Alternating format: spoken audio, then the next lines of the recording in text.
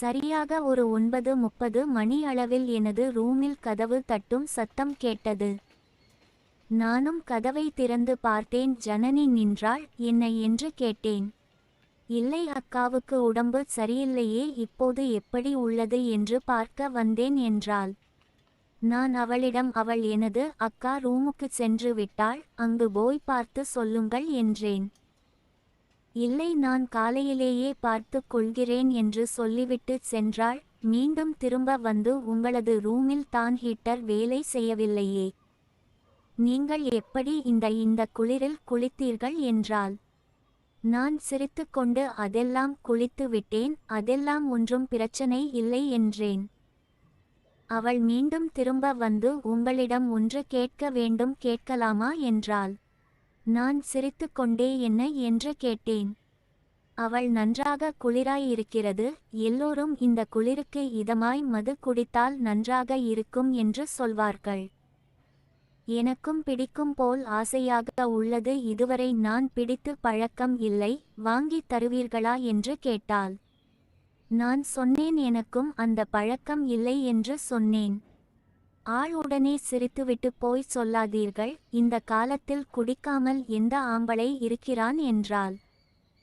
நான் சொன்னேன் நான் இருக்கிறேன் என்றேன். அவள் உண்மையாலுமா என்று கேட்டாள். ஆமாம் என்றேன். சரி என்று நம் முயற்சி பண்ணி பார்க்கலாமா என்றாள்.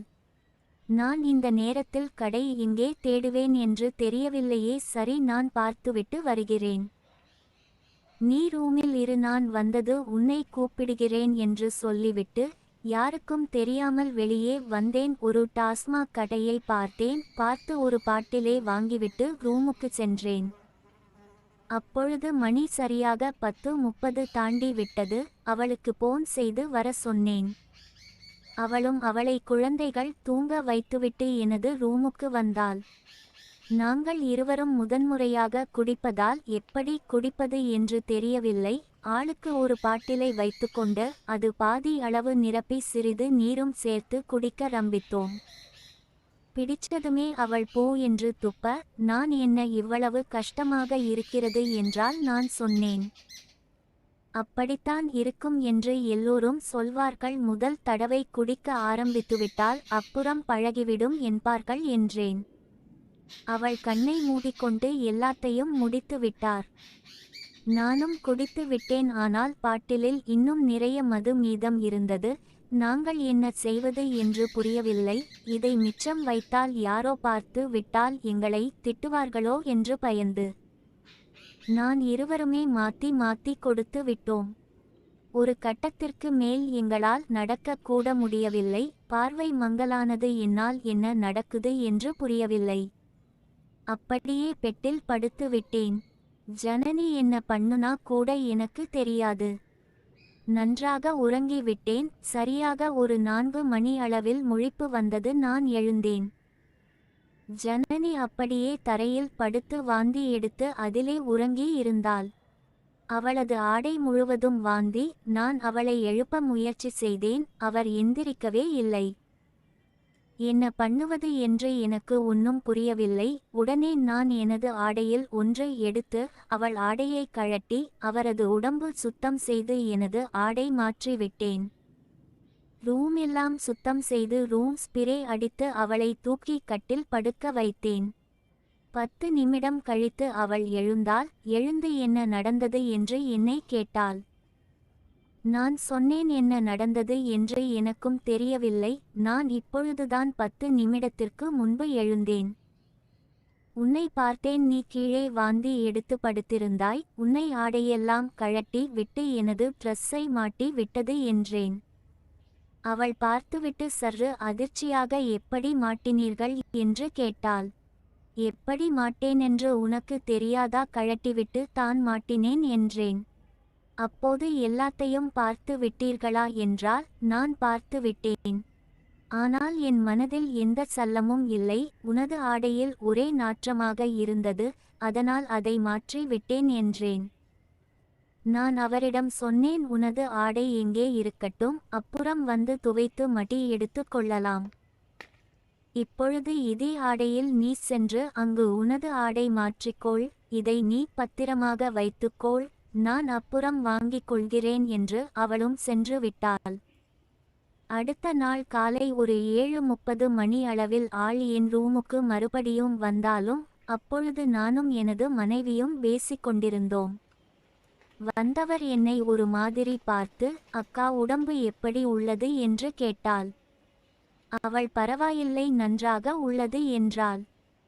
ஜனனி எப்படி உள்ளது என்று நினைத்து பார்த்து விட்டு பாத்ரூம் போய் அங்கே அவளுடைய இருக்கிறதா என்று தேடினாள். அங்கு அவளது உடை காணவில்லை. மறுபடியும் வெளியே வந்தாள். வந்து என்னை பார்த்து கண் ஜாடையில் எங்கே என்று கேட்டார். நான் பத்திரமாக உள்ளது என்று கண் ஜாடையிலேயே சொன்னேன். அவர் உடனே எனது மனைவியிடம், நாம் இப்பொழுது சுற்றி பார்க்க செல்லலாமா, உடம்புக்கு பரவாயில்லையா என்று கேட்டாள். எனது மனைவி உடம்பு பரவாயில்லை, போகலாம் என்றால் எல்லோரும் கிளம்பி சுற்றி பார்க்க சென்றார்கள். ஒரு சில இடங்களில் சுற்றி பார்த்துவிட்டு குணா குகைக்கு சென்றோம். அங்கே இருந்த மனைவி, எனக்கு உடம்பு மிகவும் சோர்வாக உள்ளது, நான் வெளியில் இருக்கிறேன், நீங்கள் எல்லாம் சென்று வாருங்கள் என்று எங்களிடம் கூறினாள். எனது மனைவியை மட்டும் எனது அக்காவும் அங்கிருந்து விட்டால் மற்றவர்கள் அனைவரும் சென்றோம். அப்போது ஜனனியிடம் வந்து, எனது ஆடைகளை இங்கே கட்டி வைத்திருக்கிறீர்கள், அக்காவுக்கு தெரியாமல் வைத்தீர்களா என்று கேட்டாள். நான் பத்திரமாக இருக்கிறது, யாருக்கும் தெரியாது, கவலைப்படாதே என்றேன். அவள் மீண்டும் சற்று தயக்கமாக, எனது உள்ளாடை எல்லாம் எங்கே என்று கேட்டால் நான் சிரித்து கொண்டே, அதுவும் பத்திரமாக இருக்கிறது என்றேன். அவள் மீண்டும் என்னிடம் வந்து, உங்களுக்கு எனது ஆடை எல்லாம் கழட்டும்போது ஏதும் தோணவில்லையா, இப்படி இருந்தீர்கள் என்று கேட்டாள். நான் சொன்னேன், அந்த நிமிடம் எப்படி தப்பிப்பது என்று மட்டும் நான் யோசித்தேன், மற்றது எதையுமே நான் யோசிக்கவில்லை, நினைக்கவில்லை என்றேன். அவள் என்னிடம் சிரிப்பாக, நீங்கள் மிகவும் மோசமான ஆளுதான், இப்படி எல்லாம் சமாளிக்கிறீர்கள் என்று சொல்லிவிட்டு ஒரு மார்க்கமாக என்னை பார்த்து விட்டு சென்று விட்டாள். நான் மட்டும் தனியாக குகையை ஒட்டி உள்ள இந்த மாதிரி கிளையில் உட்கார்ந்து கொண்டு பார்த்து கொண்டிருந்தேன். அப்பொழுது அருகில் வந்தால், என்ன என்று கேட்டேன். இல்ல, நைட்டு நடந்ததை மறக்கவே முடியவில்லை என்று சொன்னாள். நான் சொன்னேன், குடித்து பார்க்க ஆசைப்பட்டாய், முடித்து விட்டாய், இன்னும் என்ன இருக்கிறது என்று சொன்னேன். நாம் அவரிடம், நீ வாந்தி மட்டும் எடுக்கவில்லை, இன்னொன்றும் செய்தாய், அது உனக்கு ஞாபகம் இருக்கிறதா என்று கேட்டேன். அவள் என்ன என்று கேட்டால், ஞாபகம் இருக்கிறதா இல்லையா என்று சொல் என்றேன். அவள் இதுவும் ஞாபகம் இல்லை என்றாள். நான் சொன்னேன், நீ வாந்தி ஓடு சிறுநீரும் கழித்து விட்டாய், உனது ஆடையில் அதுதான் உள்ளாடையும் சேர்த்து கழட்டு மாதிரி ஆகிவிட்டது என்றேன். அவர் சற்று அதிர்ச்சியாகி, என்ன சொல்கிறீர்கள், அப்படியே நடந்தது என்றாள். எனக்கு ஒரே அசிங்கமாக உள்ளது என்று சொல்லிக்கொண்டு மனதில் ஒரு குற்ற உணர்ச்சியோடு பேசிக்கொண்டே இருந்தாள். நான் சொன்னேன், பரவாயில்லை விடு, இதில் தவறல்ல, தெரியாமல் நடந்த தவறு, இது ஒன்று பெரிய தவறு கிடையாது என்றேன். எப்படி எனது ஆடையை நீங்கள் துவைத்தீர்கள், உங்களுக்கு மன சங்கடமாக இல்லையா என்று கேட்டாள். அதெல்லாம் ஒன்றும் இல்லை, இதில் என்ன இருக்கிறது என்று சொன்னேன். அந்த நிமிடத்திலிருந்து அவள் என்னை பார்க்கும் பார்வை மாறிவிட்டது. ஒரு காதல் கலந்த பார்வையிலே என்னை பார்த்து கொண்டிருந்தா. நான் எங்கே போனாலும் என் பக்கத்திலேயே வந்து கொண்டிருந்தா. நான் உங்க கூட வரும் போது நான் ரொம்ப சேப்பாவும் ரொம்ப சந்தோஷமாக ஃபீல் பண்றேன் என்று சொன்னாள். நானும், நீ சந்தோஷமாக இருந்தால் எனக்கு மகிழ்ச்சியே என்று சொன்னேன். நாம் சிறிது நேரம் இந்த இடத்தில் இருந்துட்டு போவோமா என்று கேட்டால், ஏன் என்று கேட்டேன். இல்லையே, கொஞ்ச நேரம் மட்டும் தனியாக அமர்ந்து கொண்டு போகும் என்றாள். நானும் சரி என்று இருவரும் அமர்ந்தோம். அவள் திடீரென எனது தோள்பட்டையில் சாய்ந்தால், என்ன என்று கேட்டேன். இல்லை, சும்மா என்றாள். நான் அவரிடம் கேட்டேன், என்ன உனக்கு பார்வை மாறிவிட்டது, இப்பொழுது பார்க்கும் பார்வையே ஒரு மாதிரியாக இருக்கிறது என்றேன்.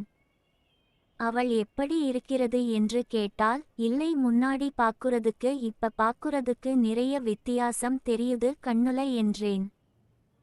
அவள் எப்படி இருக்குது நீங்களே சொல்லுங்க என்றால், நான் ஒன்றும் இல்லை என்று சொல்லிவிட்டு சரி வா போவோம் என்று அவரை கூட்டிக்கொண்டு நடக்கத் தொடங்கினேன்.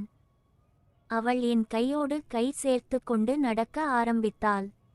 நான் என்ன இது புது பழக்கம் என்றேன். ஏன் உங்களுக்கு ஏதும் சங்கடமா இருக்கா என்று கேட்டாள்.